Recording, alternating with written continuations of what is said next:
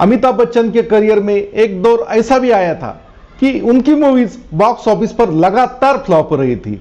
गंगा जमुना सरस्वती, जादूगर, इंद्रजीत, माया जादू, मेजर साहब, एक के बाद एक मूवीज बॉक्स ऑफिस पर डिजास्टर हो रही थी। इस बीच अमिताभ बच्चन ने लगभग 4 साल तक फिल्मों से दूरी बना ली थी और इस 4 साल के बीच अमिताभ बच्चन ने एबीसीएल कंपनी को लॉन्च किया था।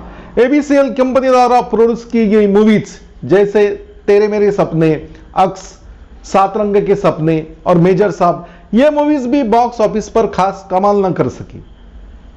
उधर बेंगलुरु में मिस इंडिया का जो प्रोग्राम एबीसीएल कंपनी ने इवेंट मैनेजमेंट का प्रोग्राम किया था, वो प्रोग्राम भी अमिताभ की कंपनी के लिए फाइनेंशियली काफी नुकसानदेह साबित हुआ। एक तरफ मिस इंडिया प्रोग्राम का फेल होना और दूसरी तरफ एबीसीएल द्वारा प्रोड्यूस की गई मूवीज का बॉक्स ऑफिस पर डिजास्टर होना, इस वजह से जल्दी एबीसीएल कंपनी घाटे में चली गई। जिन लोगों ने भी एबीसीएल कंपनी में पैसा लगाया था, वो पैसा वापस मांगने लगे। कुछ कर्जदार तो अमिताभ के घर पर आकर उनको खरीकुटी सुनाने लगे, उनको गालियां देने लगे।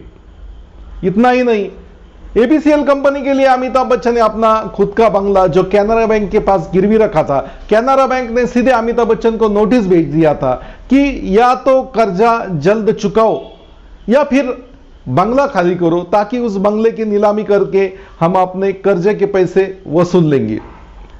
अमिताभ बच्चन पूरी तरह से फाइनेंशियली घिर चुके थे।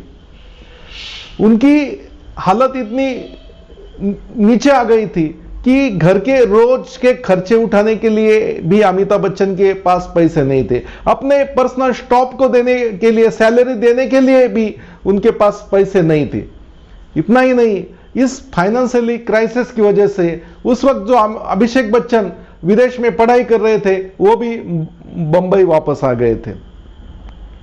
अमिताभ बच्चन को दिन ब दिन चिंता सताई जा रही थी कि इस परिस्थिति से बाहर कैसे निकाले जाए, क्योंकि बैंकों का कर्जा कहां से चुकाया जाए, इन्वेस्टर को पैसा वापस कहां से दे, यह चिंता अमिताभ बच्चन को काफी सताई जा रही। इस बीच एक सुबह अमिताभ बच्चन यश चोपड़ा के घर चले गए।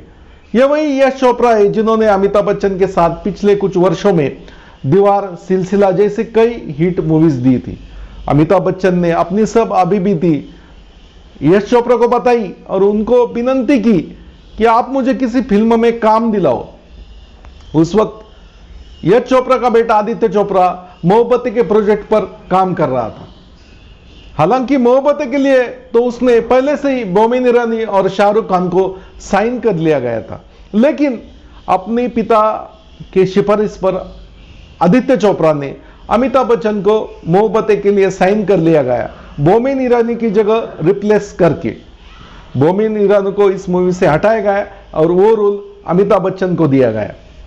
एक परंपरा प्रिय, अनुशासन वाला गुरुकुल का principal versus music teacher Aryan यानी शाहरुख खान, इन दोनों के बीच जो संघर्ष होता है वही मोहब्बती की कहानी थी। हालांकि फिल्म की शूटिंग कंप्लीट होके 27 अक्टूबर 2000 को यह मूवी बॉक्स ऑफिस पर रिलीज हुई और इस मूवी ने रिलीज होते ही बॉक्स ऑफिस पर धमाल कर दिया। बॉक्स ऑफिस पर ऐसा कलेक्शन किया कि महज 13 करोड़ की बजट में बनी इस मूवी ने लगभग 19 करोड़ का बिजनेस किया।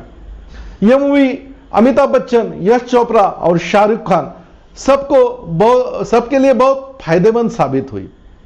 अमिताभ के करियर में मोहब्बती मूवी का उतना ही योगदान है जितना कि जंजीर का है, क्योंकि जंजीर ने अमिताभ को सुपरस्टार बनाया। लेकिन अमिताभ का खत्म हो चुका करियर अगर किसी मूवी ने जिंदा किया है तो वो मूवी है मोहब्बतें। दोस्तों, आप सबने तो मोहब्बतें मूवी देखी होगी, लेकिन आप में से बहुत कम लोग जानते होंगे कि अमिताभ बच्चन की प्रेम कहानी को इस मूवी में दिखाया जाना था और अमिताभ के अपोजिट श्रीदेवी को इस मूवी में एज अ कैमियो साइन किया गया था। यही खबरें उस वक्त के मैगजीन स्टारडस्ट और स्क्रीन्स में छपी थी।